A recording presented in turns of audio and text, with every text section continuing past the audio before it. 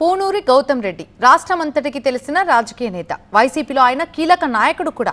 కానీ ఆయన పైకే పొలిటిషియన్, అసలు ప్రొఫెషన్ వేరే ఉందట అంటూ కొత్తగా ఇంట్రడక్షన్ ఇస్తున్నారు విజయవాడ పోలీసులు. బెజవాడలో ఆయన ఒక పేరు మోసిన రౌడీ అంటున్నారు. సుపారీ ఇచ్చి హత్యలు చేయించేంత కరుడుగట్టున రౌడీ అట. 42 కేసులున్న గౌతమ్ రెడ్డిపై బోనస్గా ఇప్పుడు హత్యాయత్నం కేసు కూడా నమోదైంది. ఇంతకీ గౌతమ్ రెడ్డి ఎక్కడ దాక్కున్నారు? ఆయన దొరికితే ఖాకీలు చేస్తామంటున్న ఆ సన్మానం ఏంటి? ఇదే ఇప్పుడు టాక్ ఆఫ్ ది బెజవాడగా మారింది.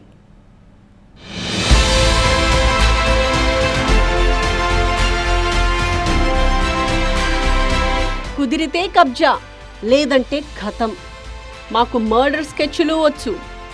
గౌతమ్ రెడ్డి ఉరఫ్ బెజవాడ రౌడీ. సివిల్ గొడవలే కాదు, అంతకు మించి 42 కేసులున్న పొలిటికల్ క్రిమినల్.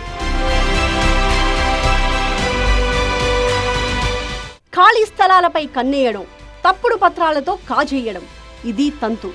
కోట్ల విలువైన స్థలాల్ని దురాక్రమించి అడ్డొస్తే అంతమొందించే అలవాటున్న వైసీపీ నేత పూనూరి గౌతమ్ రెడ్డి ప్రస్తుతం బెజవాడ పోలీసులకు ద మోస్ట్ వాంటెడ్. మొన్నటిదాకా ఫైబర్నెట్ కార్పొరేషన్ చైర్మన్ గా పార్టీ కార్యక్రమాల్లో చురుగ్గా పాల్గొంటూ హుందాగా కనిపించిన గౌతమ్ రెడ్డి ఇప్పుడు నంబర్ 1 కబ్జా కోరుగా స్టేట్ వైడ్ ట్రెండింగ్ లో ఉన్నారు. సంచలనం సృష్టించిన ఎస్ఎన్ పురం హత్యాయత్నం కేసుని ఛేదించిన పోలీసులు జగ్గయ్యపేటకు చెందిన 4 నిందితులను అరెస్ట్ చేశారు. ఇంతవరకు ఇది సాధారణ కేసే. ఇక్కడే అసలు మెలిక.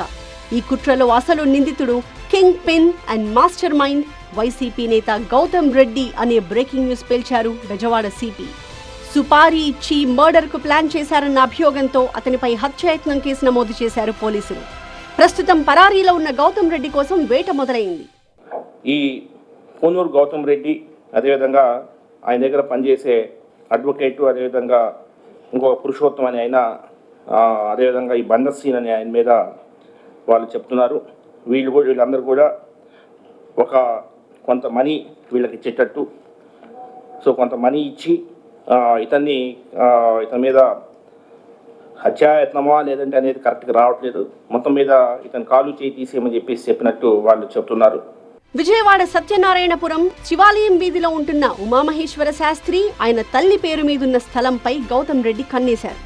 ఫోర్జరీ డాక్యుమెంట్స్ తో కబ్జా చేసి 2 అంతస్తుల ఇల్లు కూడా కట్టుకుని ఎవడికి చెప్పుకుంటావో చెప్పుకో పో అని బెదిరించడంతో కోర్టును ఆశ్రయించాడు బాధితుడు.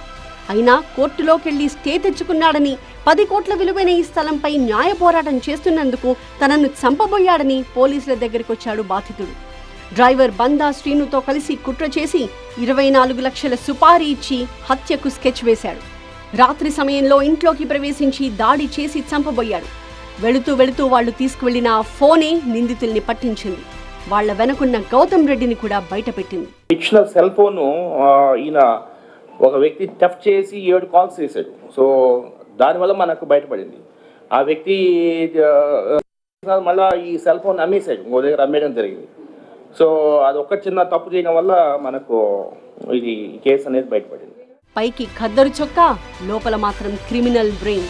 పొలిటికల్ బ్యాక్గ్రౌండ్ తో సిటీలో చక్రం తిప్పుతూ చాటుమాటుగా దందాలు, కబ్జాలు చేస్తాడన్న అలిగేషన్స్ ఉన్నాయి గౌతమ్ రెడ్డి మీద. బెజవాడ రౌడీగా పేరున్న గౌతమ్ రెడ్డిపై 1-2 కాదు, 1988 నుంచి 42 క్రిమినల్ కేసులున్నాయి. గతంలో అతనిపై రౌడీ షీట్ కూడా ఉండేది. వైసీపీ హయాంలో దాన్ని ఎత్తేశాక మరింత రెచ్చిపోయాడని టాక్. గౌతమ్ రెడ్డిపై రౌడీ షీట్ మళ్లీ ఎందుకు ఓపెన్ చేయకూడదో తేలుస్తాము అంటున్నారు సిపి. గౌతమ్ రెడ్డి గురించి చూస్తే ఆల్రెడీ ఆయన షీట్ అంతా తెప్పించడం జరిగింది. అసలు ఏంటి ఇతని కార్యకలాపాలు ఏంటి అనేసి తెప్పించడం జరిగింది. కొన్ని మర్డర్ కేసుతో పాటు దాదాపు 43 కేసులు వారి మీద ఉన్నాయి.